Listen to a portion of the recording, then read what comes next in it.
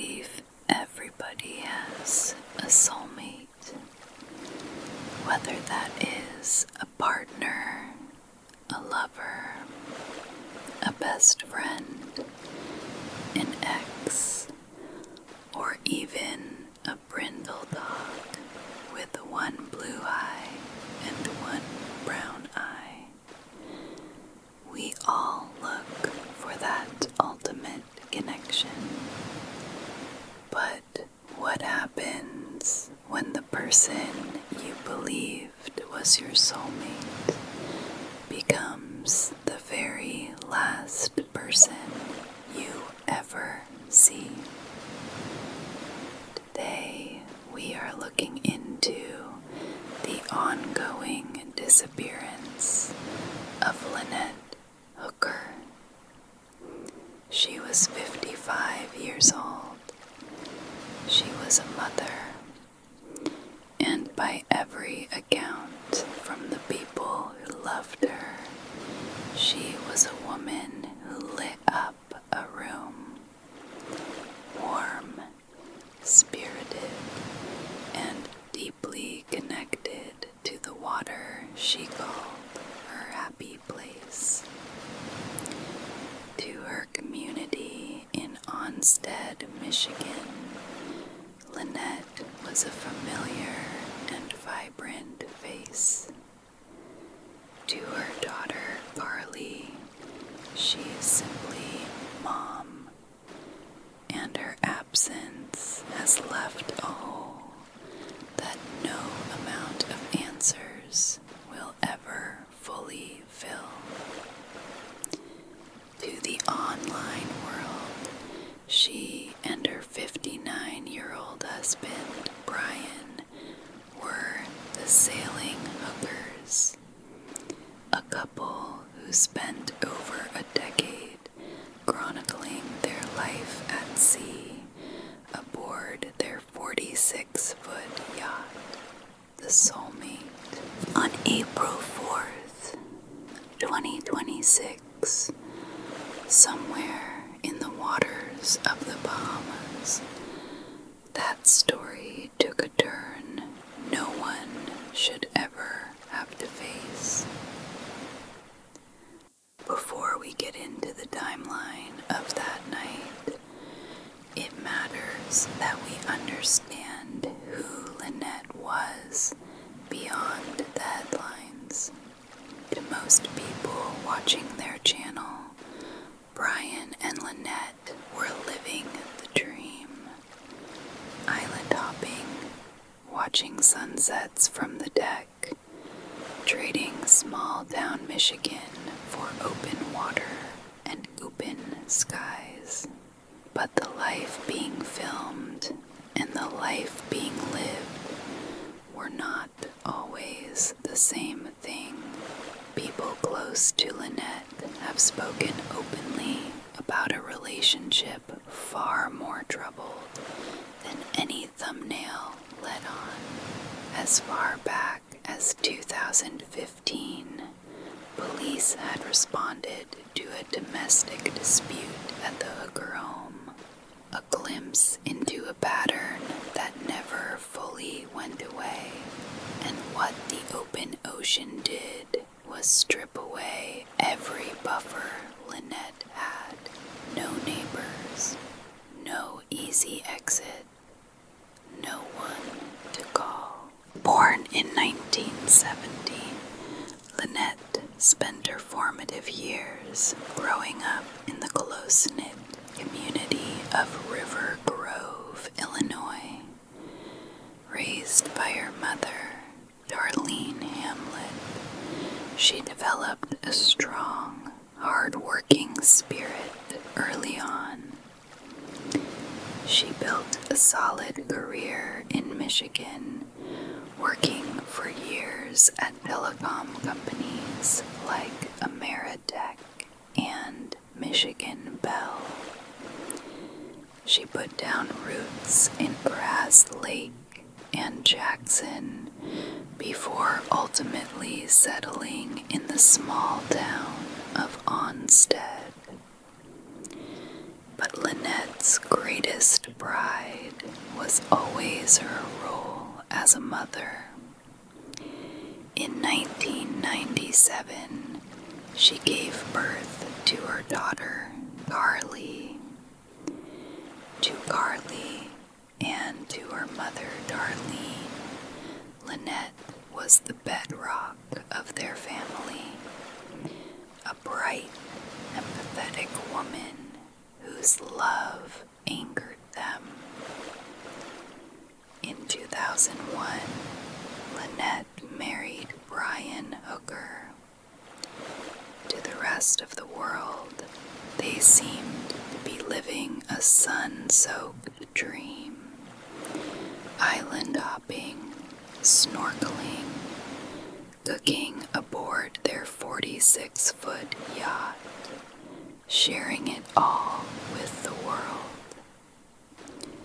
For Lynette, the ocean was her happy place, a serene escape where she felt a deep sense of freedom.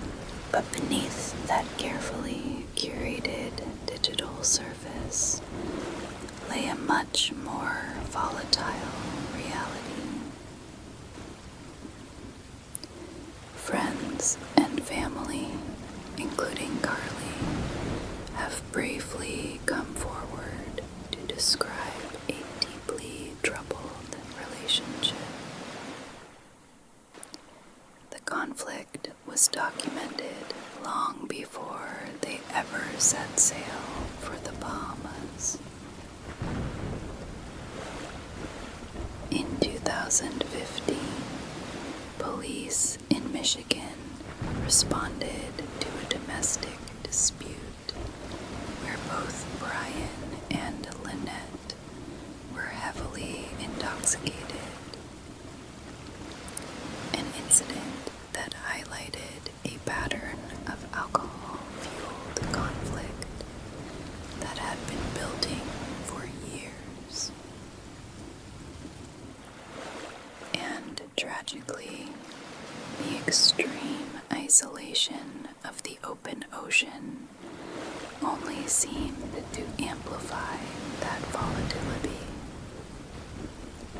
No neighbors, no safety net, no way out.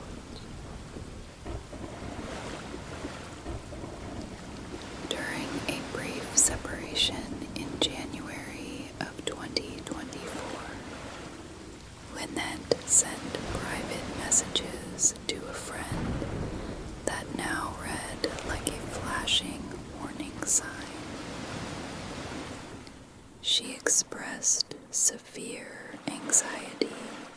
She confided that she was growing increasingly fearful of her husband's behavioral changes, and detailing just how vulnerable she felt being trapped out there with him. She wrote,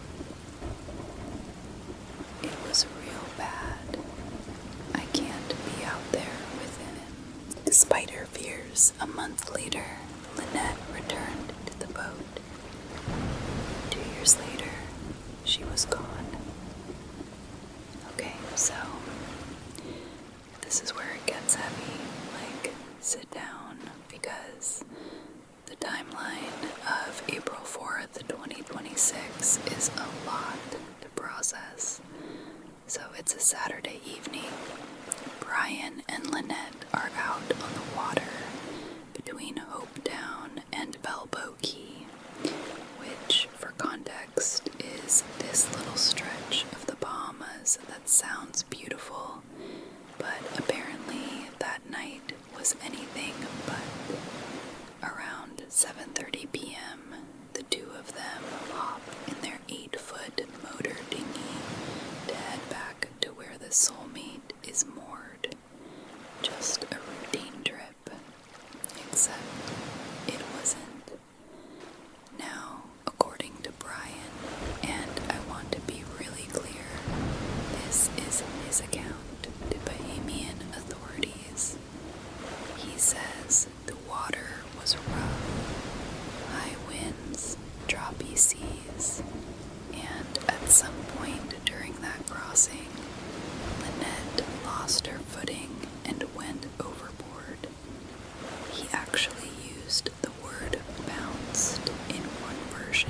the story, which, I mean, okay. But here's where it gets really interesting, because this next part is essentially the foundation of everything Brian told police. He claims that Lynette had the ignition key and the engine's kill switch lanyard in her pocket. So the second she hit the water, engine's dead, just like that. Total silence, total darkness. Brian is an ex-Marine, and he says he was left stranded out there in pitch black water with one oar. He told a friend later that he really tried to row back to her, but the wind just kept pushing him further away until he couldn't see her anymore. And then, and this is the part my brain keeps snagging on, he says he paddled that dinghy manually for roughly 8.5 hours. 8.5 hours. He finally reached land around 4 o'clock in the morning on Easter Sunday, washing up on the eastern shores of Marsh Harbor. That is where he reported his wife missing. And that is where the questions really start. Okay, so April 8th, 4 days after Lynette goes missing, Bahamian authorities arrest Brian Hooker. The Royal Bahamas police force takes him in for additional questioning based on probable cause. And look, probable cause is not nothing. That's not just a vibe. That means investigators saw something in his account that didn't sit right. He's in custody for 5 days. 5 days while his attorney, Daryl Butler, is out here telling anyone who will listen that Brian categorically and unequivocally denies any wrongdoing and is fully cooperating. Which, okay, that's what attorneys are for.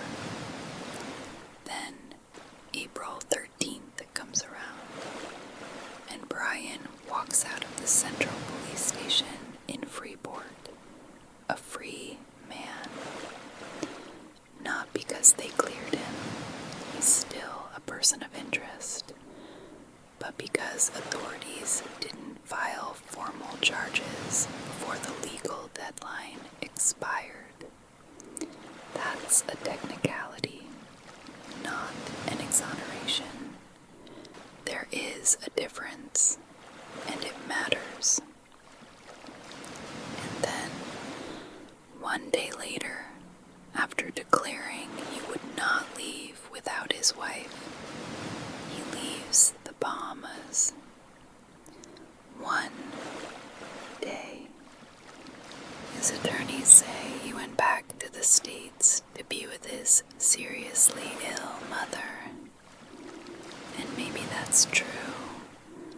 But Lynette's family, the people who had been begging for his help in the search, were absolutely devastated. Especially considering Brian had publicly said that finding Lynette was his sole focus. Like, those were his words. Now here's where things shift from heartbreaking to genuinely alarming. By mid-May, this is no longer a search and rescue operation. The U.S. Coast Guard Investigative Service and the FBI have taken over, and they are treating this as a forensic criminal investigation.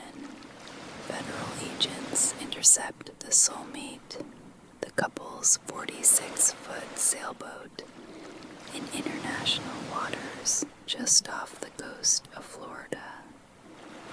And I need you to really hear this part. The boat's tracking systems had been disabled,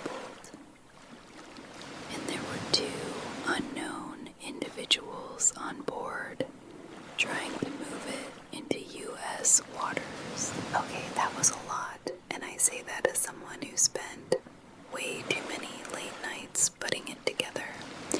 There is still more to tell, which is why this is going to have to be part 1. So make sure you're subscribed because part 2 is coming and we are nowhere near done. In the meantime, please share this, talk about it, keep Lynette's name out there, because the only reason cases like this stay alive is because people like you refuse to look away. And if this one is staying with you the way it is staying with me, good. It should. That feeling means you actually gave a damn. Hold on to that.